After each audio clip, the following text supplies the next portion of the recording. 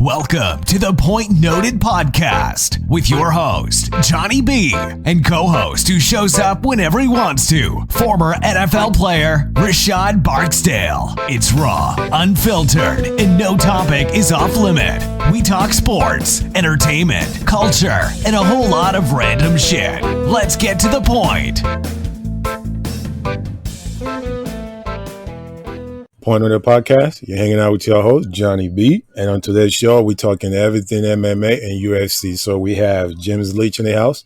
Hey, James, how are you? I'm awesome, man. Thanks so much for having me on. Absolutely, man. Thanks for coming on, man. You know, I'm hoping by the time this show is over, I'll get some tips on how to actually be a better fighter too, you know? We'll see what I can provide. We'll see where are you at, James? You're in Canada, right? I am. I'm in Vancouver. Oh, are you from Vancouver? Yes, born and raised. Lived in Toronto for about 10 years, and then I moved back here in 2018. Oh, what's the biggest difference between Toronto and Vancouver? The weather. It is way warmer and way colder in Toronto than it is here. Like Vancouver's like California. A little bit of rain, moderate weather all year. It doesn't get too hot. Actually, I'd say it's more like London. It's like, decent weather, a little bit of rain, but not too hot, not too cold. Like no snow in the winter. It's great. Wow. See, I didn't know that. So I'm writing that right now because I think that's a vacation spot idea. You just gave me right come now. Up here, man. The mountains are beautiful. Good people, good food. Yeah, it's really, if this journalism thing doesn't work out, I'll work for the tourism board. I think I do a good job. That doesn't sound too bad, man. For real, that doesn't sound too bad at all. How's the MMA scene out there? It's pretty good. We have a lot of really notable gyms. A lot of notable fighters have come out of here. A couple of UFC fighters, like there's Cole Smith and Tristan Connolly, and it's it's not bad. The scene's pretty good, and there's two really good promotions, regional promotions out here too: Battlefield and Rise Fighting Championships. Oh, okay. You know, like back when we had Vince Carter out there, that was what everybody was looking up to, basketball wise.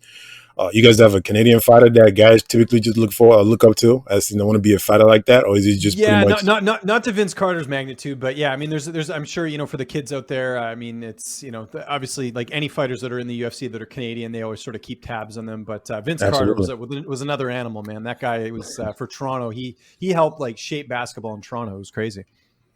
Wow, half man, half amazing. Yes, exactly. Vince Carter's the man. I really still can't believe he was still playing. Like, and for me as a fan of his, it's hard for me to watch him still playing, even though he was playing about 10 minutes a night. But see, I have a thing where I feel like legends and great ones should just hang it up at some point. Don't wait and just play it till, like till you're 40 something. Like, that's just me. Like, no, I'm with you. At least he did it in the NBA. It wasn't like some of these guys going over to China and they're really past their prime. Like your Antoine Walkers and Marbury and those guys, right? Like, so I agree with you though. It's tough to see, but I'll always like Vince Carter in my head is always the guy who did the 360 dunk and all that stuff. Oof, when he was in Toronto and all that stuff. Not 360, the between the legs one. That's the one I was thinking. Yeah, I think my favorite dunk was still the one he did in the Olympics. Yes, yeah, that was amazing. I just don't know how you jump over a man that high and just like it was nothing. I can't get over it. Yeah, no, it was awesome, man. Yeah, it's really cool. Yeah, and speaking of staying late in the game, I can't imagine doing that in MMA though. Imagine being way past your prime and you still fighting. That's that's a death for you. You do see it. I mean, Ken Shamrock fought, not that long ago for Bellator, and you see some of these guys that hang on a little too long. It's unfortunate. You don't see it as much as before, but yeah, you still see some guys that not in the UFC, but they'll you see them go fight for other smaller promotions, and it's like it's probably smaller time to ones. hang up.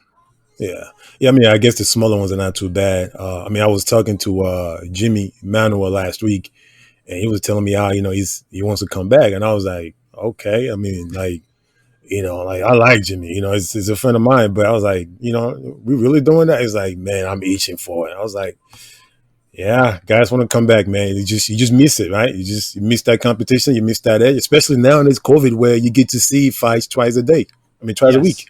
Yeah, exactly. And I think part of it too is when a lot of these fighters retire, they still have that competitive desire to do something. That's, the whole thing with Michael Jordan, remember, where he was, gambling because like he wanted that competitive, aspect in his life. So yeah, a lot of these fighters, like we got a guy fighting this Saturday, Alexander Gustafsson. He retired last year and he just decided, you know what, I'll come back, but I'll come back as a heavyweight. I don't need to cut any weight. We'll try this out. So yeah, there's a lot of guys, it's tough for them to walk away. Right. And Gus was good though. I liked him when he was fighting. Gus was good. So another thing that Jimmy mentioned in our conversation with regards to the fighter is towards the end sometimes you just kind of go through the motion. He's like, you're going to a fight, but you're there, but you're not there. I mean, have you noticed that with fighters? Have you heard that before? Oh yeah, of course. And I mean, you see sometimes that certain fighters, they have an off night, or you don't really know. Like a lot of it's mental too. Like if you're not mentally good to go in the cage, like it doesn't matter how talented you are, you can lose a fight even if Right. you're more skilled than the other guy. It's a really tough sport. Like I envy, or I don't envy, but I say that I think it's the toughest sport to make a living in, because you don't get paid a lot. You take Right. a lot of damage. There isn't like a pension plan or anything like that. Right. Like it's really a big risk, but at the same time, I'm sure that excitement of getting a knockout or being a champion, I mean, that's something that can't be replicated in certain other sports. So yeah, Right. you're totally right though. You got to go through the motions, the highs and the lows. It's very rare to stay high at a high level in MMA. It's just so difficult. Yeah, I mean, so the soccer players, especially overseas, you're looking at some of the top guys are making like 250K a week, 350K. I think Neymar and Messi, I think they make like half a million a week. And then, like you say, you have these MMA guys. Some of them just getting 20K just to step out there. Is it possible? Like, what would you say would be the way for them if they want to ever like get ahead of that, start making better money? Like, is there something that needs to be done from a player standpoint, or is it just more so UFC has to figure another way to make the salary better? Yeah, it's just not a good model right now. Like you look at other sports, the revenue share of how much money they're making is way greater in all the other sports. Like I think it's as high in some sports as like 30, 40, 50%. In the UFC, Yeah. I think it's like 18%. So I mean, clearly the owners, they're running away with a lot of this money, but that doesn't trickle down to the fighters, unfortunately. So it's just the model they set up. If you want a better example, go look at what's going on in WWE. It's the same thing where they don't Right. have a lot of rights. They don't have a lot of like good health care and things like that.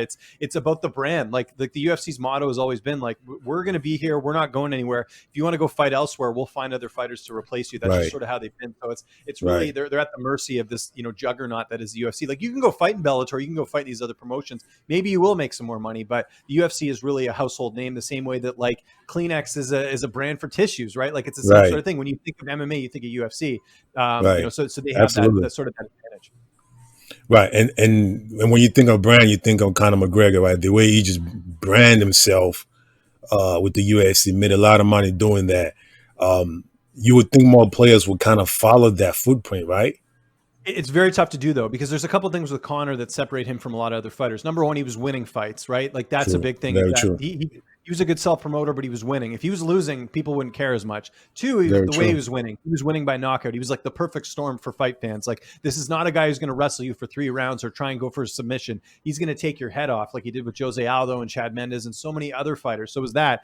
3, he's a great self-promoter. That's rare. You don't get fighters that can go on the mic and spit off lines like he can and just be so like get people so invested in every single fight that he's in. Like that's Right. so hard. And then the final thing, which is something that is so rare and is very tough to replicate, especially for American fighters, is like what he represents. Like he represents Ireland as a whole. Like Right. he's there. Yep. He's their superstar. It's the same reason why George St. Pierre was so popular in Canada, because he represented not only Canada but French Canadians as well. So it's a huge thing to do. Like John Jones doesn't have that same impact. John Jones is American. He's an exciting fighter. He's a good self-promoter, but he's not like a Conor McGregor in that sense, because he Right. doesn't have that feeling of being sort of the smaller guy, right? Like he's an American, whereas Conor, he came from a tough upbringing in Ireland. So a lot of the Irish fans look at that and be like, that's something that I want to aspire to be like. Absolutely. And I love GSP. He was actually my favorite fighter. Every time I hear somebody say, "Oh, I want to fight GSP, I want to come out with time," I'm like, "Why? Just leave him alone." Just let him be and enjoy himself somewhere out there in Canada, man. But I love GSP. He was really the one guy I started watching, because I look at him the way I look at Mayweather. He had a plan and he sticks to it. Yeah. People look at Mayweather and say, "Oh, he's a boring fighter," and I disagree, because I always feel like the whole point of boxing is to hit, don't get hit. All these guys go out there and you slug it out. 6 months later, 2 years later, you can be able to talk, because you're kind of slowing and all of that good stuff. So I've always liked GSP for being that type of fighter. But speaking of boring, so I heard a few guys tell me that they feel like Kuzma is a boring fighter, especially the last one. Did you see that? I did, yeah, and I disagree with that. And you brought up Mayweather. I can kind of tie it to this conversation here. Like Mayweather, I'm with you. Like I like watching Mayweather fight. People Hmm. who expected him to go out and knock out Manny Pacquiao in the first round just wasn't going to happen. That's not the type of fighter he is. Right. If you're a real fight fan, if you're looking at the details in a fight, you're seeing that head movement, you're seeing the strategy that's being Beauty. employed, and exactly, and that's what drives me nuts. Like we get in an MMA a lot where you have a lot of fans being like, "That was a boring fight," but it's like, no, like there's an art to this that you're not seeing. Right. And it's too bad that a lot of fans don't appreciate that. They just want to see like a bar fight, and it's not Right. going to happen all the time like that. But getting back to Usman, like anyone who saw that fight on paper knew that that's how the fight was going to play out. And I actually give credit to Usman that he actually tried to stand and trade with Masvidal for a while in that fight, because that's Masvidal's strength. Usman had a clear advantage heading into the fight with his wrestling. Like that was undoubtedly something that he could rely on, and that's how he won the fight. He was able to out wrestle him. He was able to be the more conditioned fighter. And for fans to criticize that, it's like, what did you expect? Like, did you think he was going to go knock out Masvidal in the first round? And conversely, he'd be an idiot to strike with Masvidal, because what happens? What if Masvidal knocked him out? Then you'd be saying, what a dumb game plan. So you can't win with the fans. I mean, a lot of these fans, a lot of them have never fought. A lot of them don't appreciate the finer things. But I thought Usman's performance was fine. I wasn't bored. I just looked at it as he had a clear way to win, and he executed it. Right. And Masvidal came out hot, though. Like you said, he can't really stand on, and fight with him and trade punches. Clearly, like, showed in the first round was, I think it was coming out there to see if he can win the first round and maybe knock him out and be over with. But obviously, Usman being the type of champion he was able to withstand that and fight back. But just to agree, like you said, you come up with your game plan, you stick with it, and you just execute. That's all it was. I didn't think it was blown at all. I thought it was perfectly planned out. Yeah. But if they do it again, what do you think happened? Oh, and Usman would still win. I mean, Masvidal cannot develop that much wrestling like skill set over the next couple of years to match what Usman's done. I mean, Usman was a standout wrestler in Nebraska. Like he did it, and his striking's getting better too. Like we saw that in the Colby Covington fight where he was actually able to knock out Colby. Like this is becoming a very, very, very complete martial artist. And I don't find it boring at all. Like it takes very. Like I just try and look at stuff that maybe a lot of other people don't. I mean, don't get me wrong, there are some boring fights. I think even on that card, or maybe it was the card after, I can't remember, there was a really bad heavyweight fight. But like, you're going to get that every now and then. But in general, like you got to look at what's actually happening there and not just looking for the flash all the time, so to speak.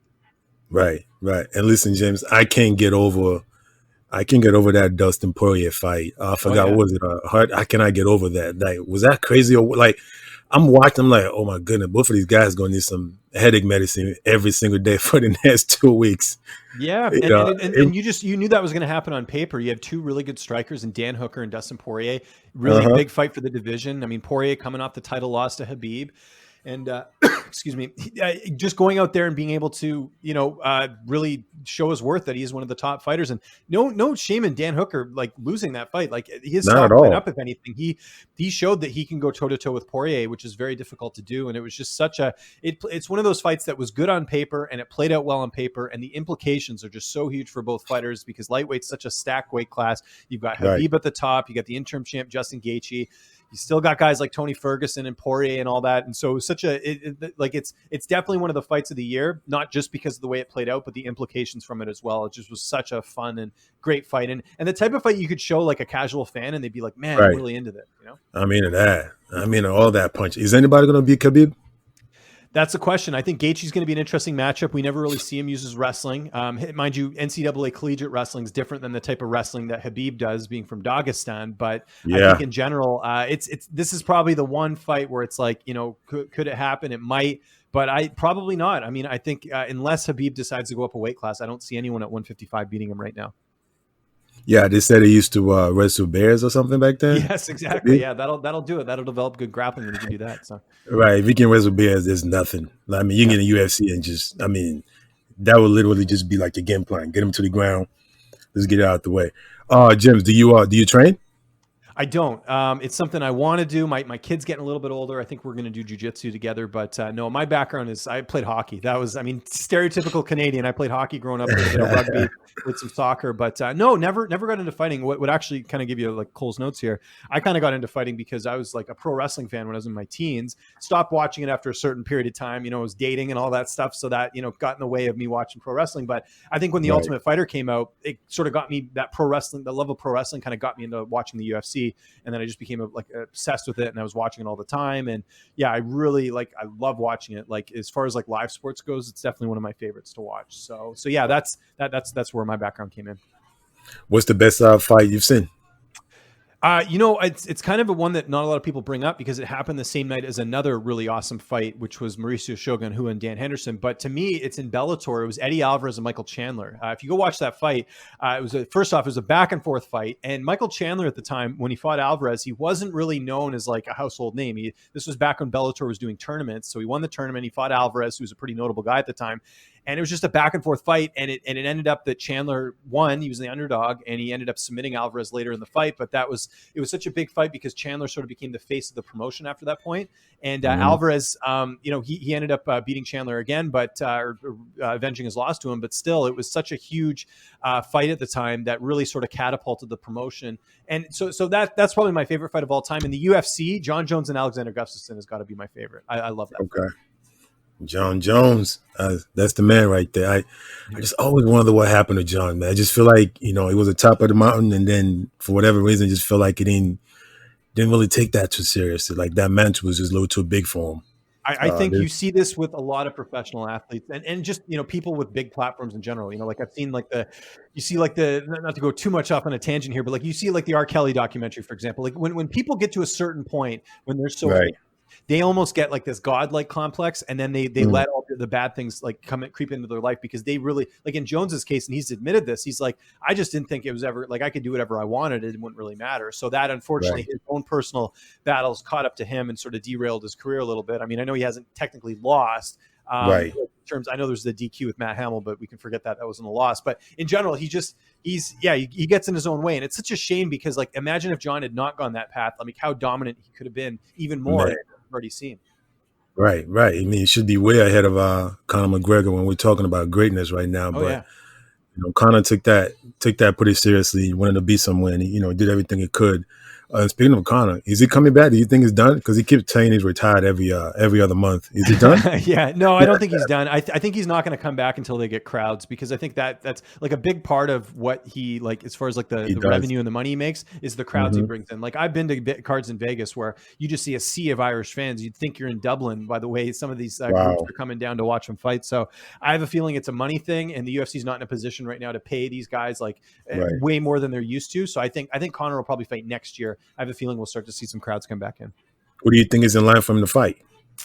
Well, that's the question. I mean, if I'm the UFC, I do that fight with him in Masvidal. I don't think it gets any bigger than that. You do it at welterweight. It doesn't, neither guy's got to cut a lot of weight. It's not going to be a boring fight. They'll both stand and trade. And really, that's the biggest fight the UFC can make right now. Like, forget about John Jones and Ngannou and all these other fights. That is the biggest fight you can make. Masvidal was the biggest star by far in the promotion last year with his knockout over Ben Askren, his win over Nate Diaz, his knockout over Darren Till.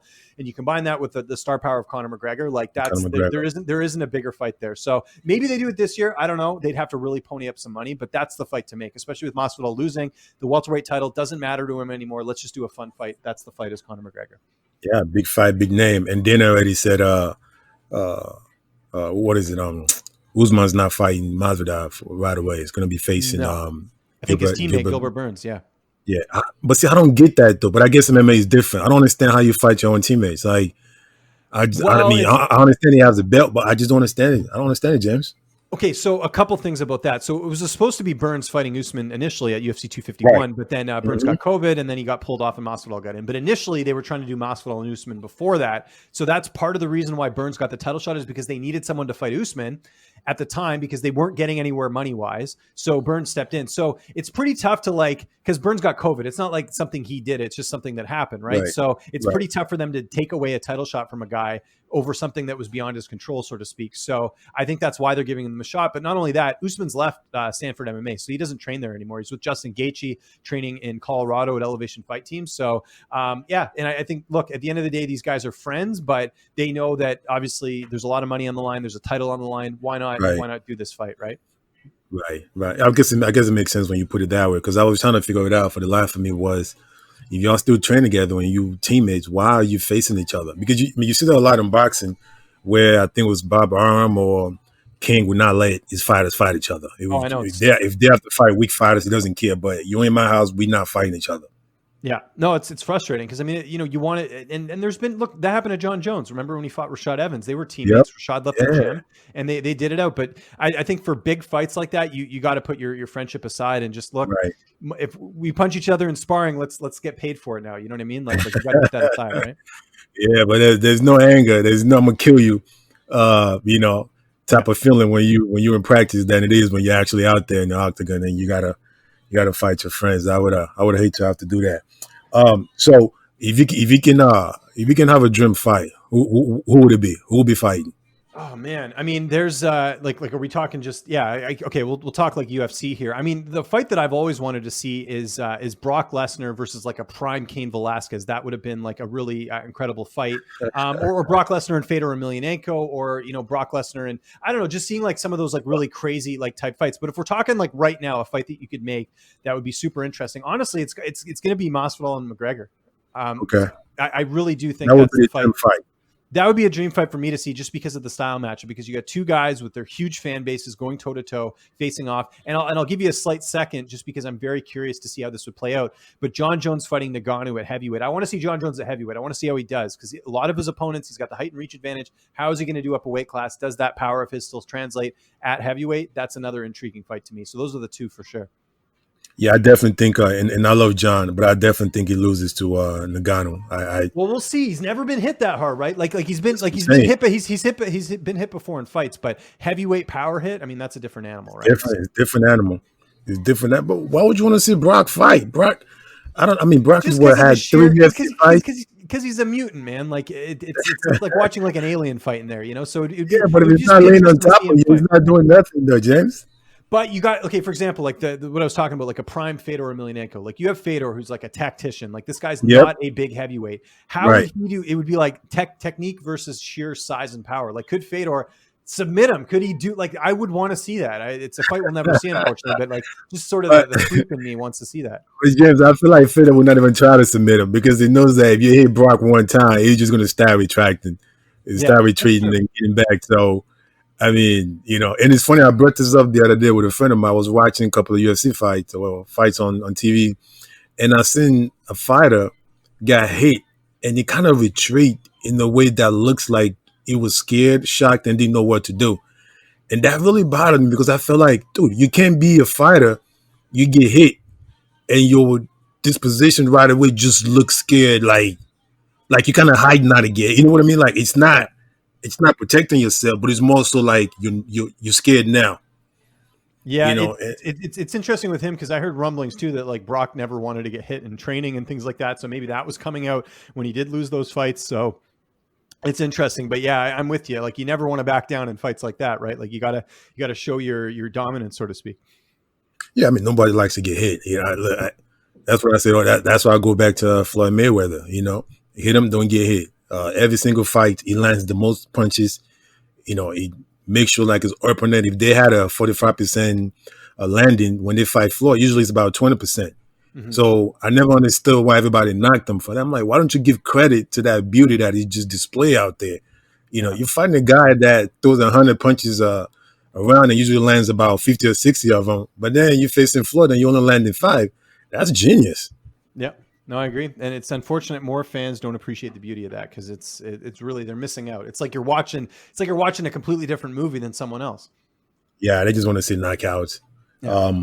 Speaking of knockouts, what do you prefer? What's more, obviously we know knockouts is more exciting, but submission or knockout? If you had to go down, what would you choose? Submission or knockout?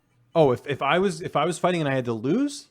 Are you saying? It would be submission. Absolutely. I'd rather get something like hopefully nothing broken, but I'd rather take that than get knocked out. I mean, getting knocked out, that takes years off your life. And just the way it happens, it doesn't look as bad as a submission, in my opinion. So I would way rather take the submission. Okay. So just the impact and then the pain it's less. Yeah, because it's only a couple seconds. Like you get knocked out, your head might hit the ground. You never know. There's a lot of stuff that could happen, right? So it's plus your face gets all mangled up. Like I could lose like a heel hook, and my face is fine. My face has no damage on it, so it's all good. Right. Yeah, I think I agree. I don't know, just something about tapping out just doesn't. I don't know. It just doesn't sound too manly. Like, oh, I'm okay. I don't want to fight no more. Yeah. But you step compared in to that cage door, you're manly enough. That's how I look at it. You know. that right there that's a good point. You step in there, you're man, absolutely. Hey, just to step away from fighting for a second, how are you guys doing with the COVID situation out there? You know, I'm really lucky. So I live in Vancouver, and even compared to some other areas of Canada, we're actually doing quite well. We're in like phase 3. We've been here for like, I think since June. So I can still go work out at the gym. And, you know, obviously like you want to wear the masks and stuff when you go out, but the cases are pretty low as far as I know. So are the deaths. And yeah, we're lucky, man. Like it's like, I know a lot of other places like in Quebec and Ontario, like it's a lot worse. There's still a lot of cases, but in BC, like we just, in British Columbia, we have a lot of, lower cases and stuff. So we're doing well, but I appreciate you asking, but we're pretty lucky out here. Oh man, that's great, man. The gym has been closed there since what, March, and it's not open yet. Actually, they don't even know when they're gonna actually pop it open. So for now, I was telling someone I've put on COVID 19 pounds since this whole thing happened. 19 pounds. Where are you located? I'm in upstate in Albany, in New York. Oh, gotcha. Okay, nice. Yeah, I used to, like I said, I Yeah, used to live in Toronto, so that's yeah. I mean, it's same sort of thing. Any of those big populated places. I mean, Albany's a bit far from Manhattan, but in general, like anytime you have like a big group of people, it's always like it's tough to do. So yeah. hopefully that improves, man. It's a scary world out there. No, it truly is, man. So for the fights coming up this weekend, what are you looking forward to? What are some fights that you're looking forward to? Oh, there's a couple. The main event, obviously, this weekend's card, Whitaker and Till is going to be awesome. Till won his middleweight debut in his last fight. You got Whitaker who's coming off his title loss to Israel Adesanya. It's a good fight to see where both guys fit in the division because Till obviously had a good win, but it's only one fight at middleweight. And with Whitaker, yeah, he lost the title, but there's a theory that's like, you know, has he taken too much damage? Is his heart really in this anymore? Who knows? So we're going to have all those answers, concluded on Saturday in this fight. So there's that fight I love. Not a fan of the co-main event, Shogun and Little Nog. I know like it's sort of like a nostalgic like pride fight that people want to watch, like because you know those are two like big names there, but personally for a co-main event that doesn't really do it for me. I am kind of intrigued by this Verdum and Gustafsson fight at heavyweight, just to see how Gustafsson looks at it in a new weight class and coming out of retirement. And Verdum, can he redeem himself from that terrible performance he had in the last fight against Alexei Oleinik? We'll have to see how that sort of pans out as well. So that's an intriguing fight. And then the other one I'm actually interested in is the women's fight, the strawweight fight, Carla Esparza and Marina Rodriguez. Rodriguez, this is sort of like her first notable like big name opponent, and Carla Esparza, who's a former champion. Can she continue the undefeated streak? We'll have to see. And for Esparza, can she keep her winning streak going? Can she get back into title contention? This is a huge test for her. So those are some of the fights I'm really looking forward to on Saturday. Oh, absolutely, man. I'll be watching. I'm pretty sure folks listening will be watching and making notes. Okay, so we got to see this fight. We got to see that fight.